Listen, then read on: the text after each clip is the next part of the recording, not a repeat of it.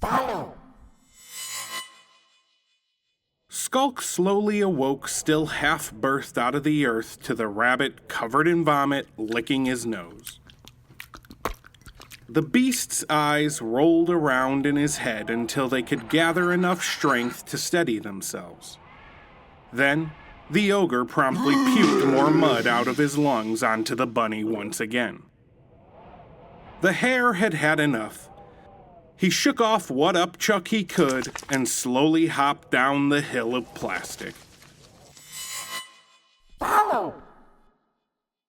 Skulk stiltedly rose to one knee, then to a crouch.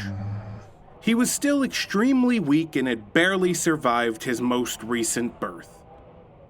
His memories, still intact, weighed upon his head like a Sisyphean boulder and toppled him down the plastic hill with a violent fall, ass over elbows. This did allow him to catch up to the bunny, however, to the dismay of the hare. The two walked along, the larger following the smaller, listening to the chanting of the city. Skulk is dead. Skulk is dead. But he wasn't. No, Skulk was very much alive. With the crunch of each plastic bottle under his feet, he felt more hate.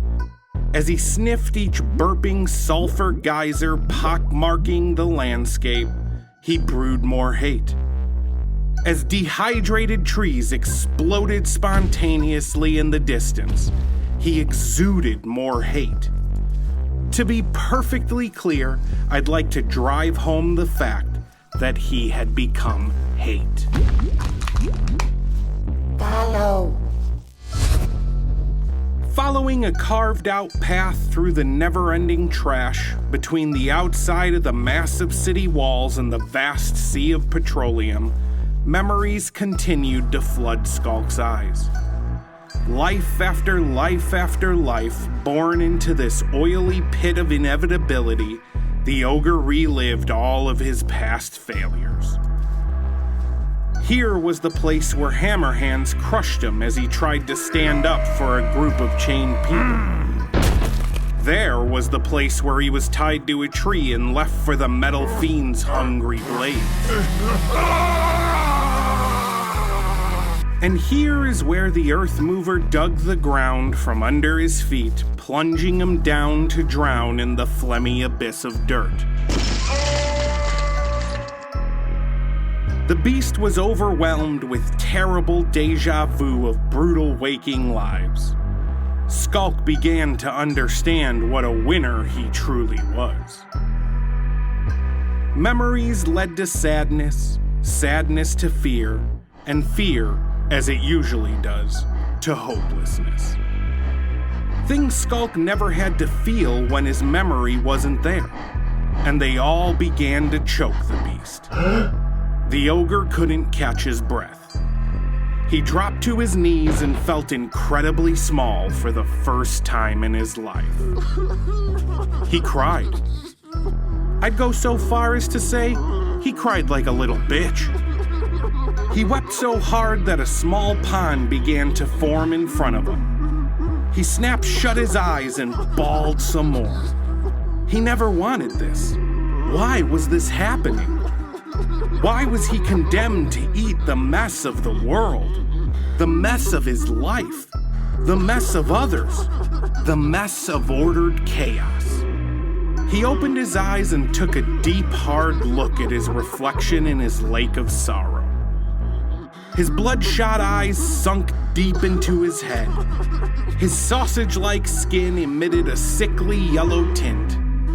His rotten, chalky tusks shone green. The gangly, wide-eyed Camelman crouched on his back was... Wait. Skulk froze. Perched on the beast's shoulders, knees extending well above its head, with his mouth in whisper distance of the ogre's ear, sat Camelman. Their eyes locked, and a sinewy parasite cocked his head. Follow. With that, Camelman gracefully jettisoned off Skulk's shoulders into the air, driving Skulk into his pond of tears, baptizing the beast in his sorrow. The gangly pixie landed directly back on Skulk, forcing an audible oof out of the ogre's airways. As if performing for an invisible audience, the man-camel grabbed what little hair Skulk had on his head with one hand and raised his other high into the sky as if waiting for applause that would never come. He swung his razor-sharp claws across the beast's scalp, ripping the mop out of Skulk's skull. With acrobatic precision, Camelman flipped the beast over and put one foot on Skulk's chest while holding onto either end of his mustache. The spry nuisance buried his leg into the ogre until the beast's follicles finally gave, slingshotting Skulk into the oil sea. Camelman rocketed into the air and drove into the muck where the ogre had landed. A calmness sat across the surface of the sea, save a couple burping bubbles here or there. After a respectable amount of time to build literary tension, Camelman came bursting out of the sea, waist deep, holding Skulk like a baby being presented to a baptismal font. With the utmost delicacy, the man-camel cradled Skulk and leaned in with a gentle voice. I will make you feel better.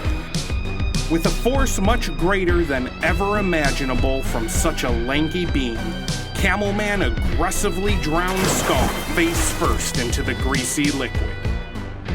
The earth watched on helplessly. If it had hands, or a head, it'd be holding its head in its hands. The poor bastard just couldn't get anything right. Release this poor beast from the memory of his past. The gaunt pseudo-priest pulled Skulk out of the oil with extreme violence while donning a grin from ear to ear on his disproportionately large head. The beast opened his giant maw and gasped for air. Camelman used this opportunity to reach into his pocket and produce a hand chock full of different colored pills. With effortless precision, he shoved them down Skulk's throat and held the beast's mouth shut, forcing him to swallow. Before Skulk could go for another breath of sulphurous air, his face was slammed back into the steaming lake with the fervor of a storefront preacher. Rescue this poor ogre from the hate of his peers. The beast was brutally yanked again out of his watery existence and showing the red smog-filled sky once more. Skulk took in more air and pills. The ogre wasn't sure which he preferred. On one side, he was able to breathe for a moment before having pills shoved down his gullet. On the other, death seemed oh so close, which was appealing at the moment. Before the beast could give it too much thought, his lanky exorcist plunged him back into the oily depths. Save this poor being from himself. This time, Camelman lifted Skulk way above his head as the beast draped over his arms motionless, eyes rolled to the back of his head. Plasta oil crab! The sea creature rose from the depths of the black tar as its screech made the rabbit, watching all of this from the shore, jump high into the air with shock. The man-camel, ever the professional, calmly grabbed more pills from his pocket and tossed them into the open maw of the crab, all while holding the beast above his head with one hand and never breaking a sweat. The screeching ended immediately as the crab began to sink back into the murkiness with what experts would call a crab smile. Camelman slung Skulk onto the shore. After laying motionless for a moment, the ogre got on all four and slowly crawled further onto land towards the rabbit. In that moment, the city rained down explosions across the entire land surrounding the city in celebration, just because they could. It was so many that it could only be described as a fuck ton. The ground quaked from the downpour of shrapnel as the beast plopped his head face first into the ground. The explosions came in waves, but finally, after several sets of bombardments, Skulk lifted his head out of the plastisand to find the rabbit sitting as when he was first born in front of him. Its eyes pulsed in and out with colorful psychedelia.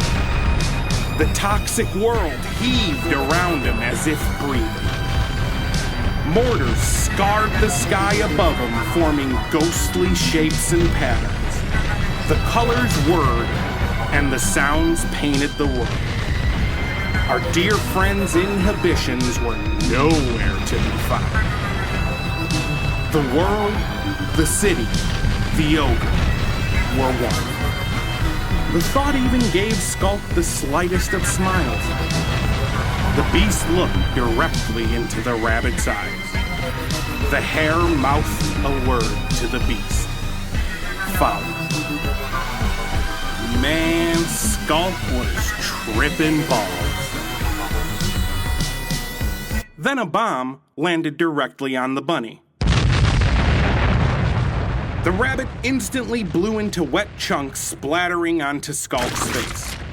Its head gracefully flew over Skulk's body in a high arc towards the city, like a beach ball slowly falling to earth.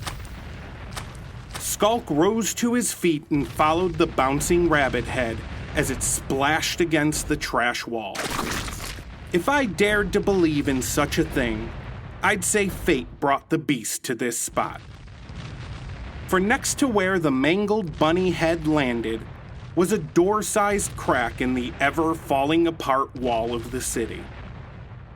Hairless, beaten, and covered in oil, Skulk peered through the crack, only now remembering what happened, what felt like so long ago. The people celebrated. They drank, they smoked acrid chemicals, they laughed, they greasily fucked, they came, they drank some more. Skulk felt a presence over his shoulder.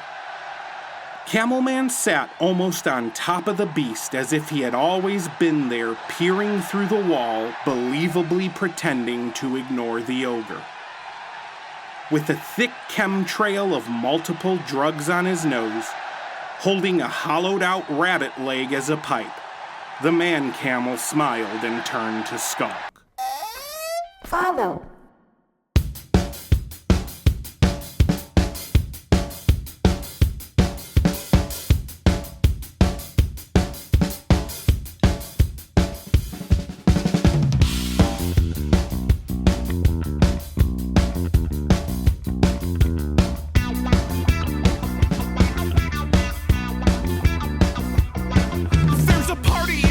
And I think I'm gonna party.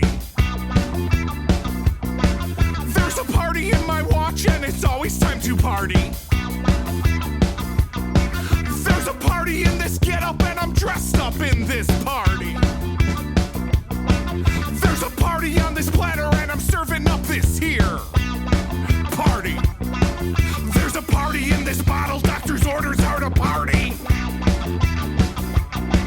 There's a party in this stick shift driving drunk here in this party. There's a party in this image and it looks like it's a party. There's a party in these condoms and I'm gonna fucking party. Party now, it's your job. It's your job to party now. Party now, it's your job. It's your job to party now.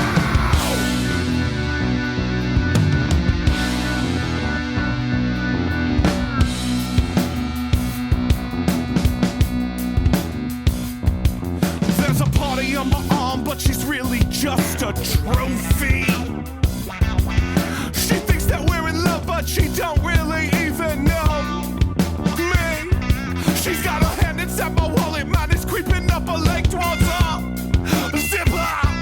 You know she fucking poppy good, and what she take out my back pocket's what I tip her. I got a party at my side, but she's really just a bankroll.